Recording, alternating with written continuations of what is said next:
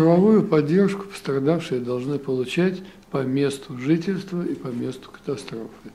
И будет правильно, если туда выдвинутся нотариусы, юристы из центральных регионов и близлежащих, и, может быть, даже из Москвы, потому что помощь нужна огромному числу жителей, и, конечно, нотариусы и юристы районные не справятся с этим потоком.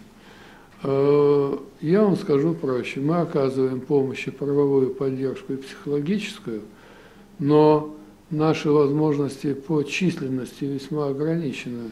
Мы не можем оставить своих подопечных и переместиться туда. Когда возникают проблемы региональные, вся ответственность ложится на региональных правоведов, юристов, нотариусов.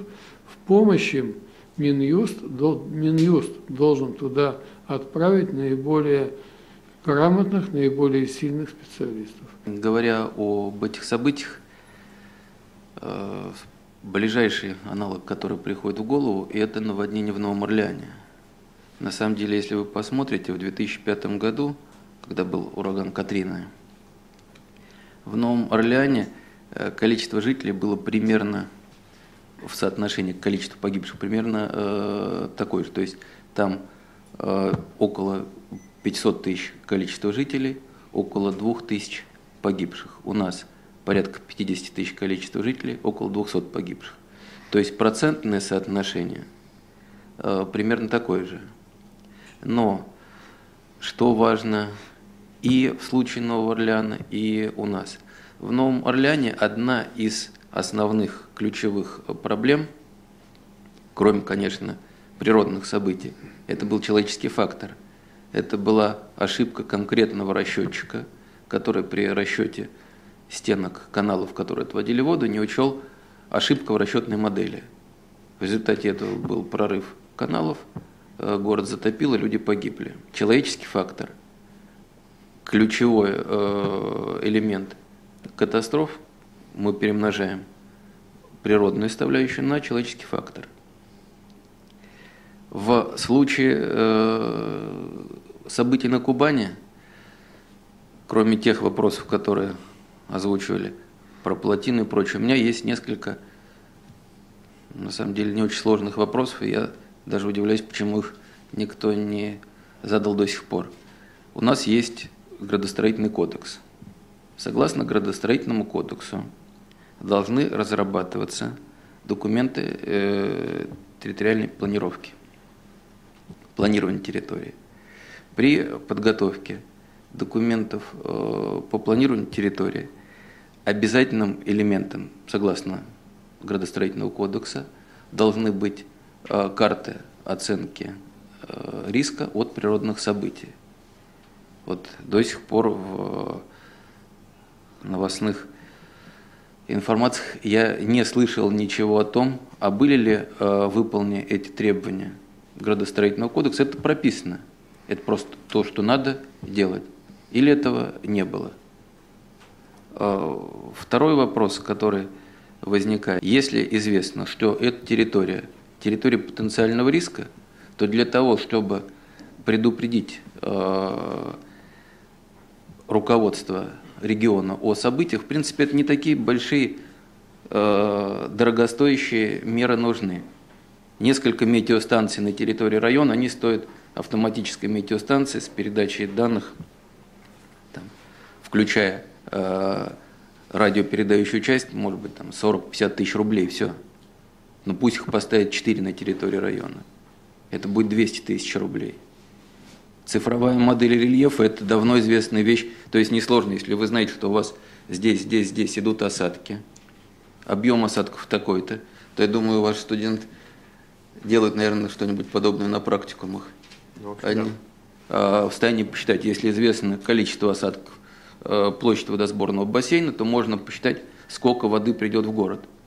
И незамысловатая программа, которую может сделать студент, которая выдаст сигнал о том, что необходимо начинать экстренную эвакуацию. Как мы видим, 4 часа спустя неожиданно пришла вода. И это на самом деле беспокоит. Следующий вопрос. У нас, на мой взгляд, хотя эти события происходят во всем мире, то есть я говорю, Новый Орлеан и масса других примеров, но у нас есть принципиальные проблемы с тем, как выстроена система предупреждения подобных событий.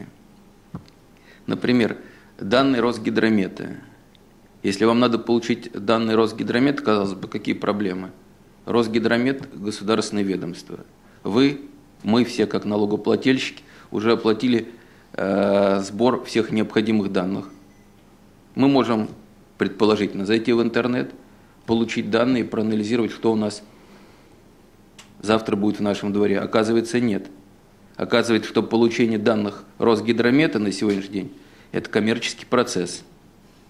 И оказывается, что те меры, которые позволяют минимизировать последствия, это маленькая плотинка из денег, которую, когда прорывает, то приходится вкладывать гораздо больше. Но, тем не менее, в Росгидромете массу данных, которые нужны, вам надо покупать. Обеспечение картами. В принципе, карты есть. В принципе, все в порядке. Но на самом деле, если вам нужны карты, вы не сможете их получить. Даже я не говорю о закрытых картах. Я говорю о картах, которые идут без всяких грифов. Потому что на сегодняшний день система получения доступа к геодезической информации, которую мы, как налогоплательщики, уже оплатили, очень и очень сложная. Это, опять-таки, коммерческая процедура. Я бы сказал, что у нас, в принципе, проблема на самом деле носит системный характер. Это не проблема одной Кубани, это не проблема одного поселка. У нас есть иллюзия того, что можно, бросив некое количество денег на маленькую площадку, где сегодня пожар, этими деньгами этот пожар затушить. Это не так.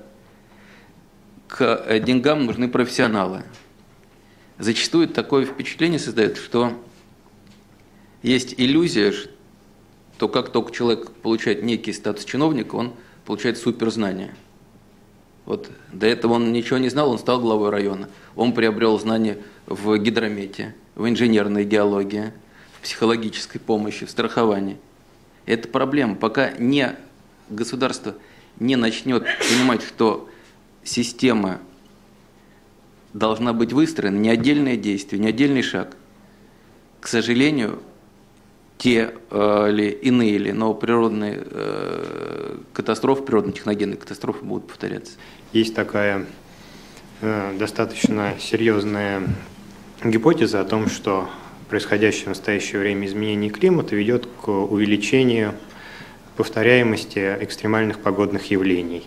В принципе, к сожалению, на данном примере все подтверждается. То есть вот эти небывалые ливни, которых за как минимум последние 100 лет существования и Геленджика, и Крымска, их не было, они, тем не менее, произошли. И, возможно, стоит задуматься о том, чтобы оценить опасность, которая грозит таким населенным территориям, не с точки зрения существовавших уже требований при, соответственно, оставшихся нам наследства при, так скажем, современном климате, но уже и быть готовыми к новым вызовам, которые к нам готовит, соответственно, непрерывно меняющаяся ситуация на планете Земля. Мне кажется, ключевая задачка – это чтобы существовало взаимодействие между органами власти и профессиональными сообществами, которые есть. Это первая ключевая задача. И второе, на мой взгляд, недостаточно существует взаимодействие между федеральными органами исполнительной власти. Сейчас они все вместе работают, я уверен, на самом деле рука об руку, ликвидируя последствия стихийного бедствия. Вот хотелось бы, чтобы МЧС, Минздрав, Минрегион, все те ведомства, Росгидромет, Минприроды, все вместе работали на упреждение, а не на ликвидацию последствий. Это, мне кажется, очень важно.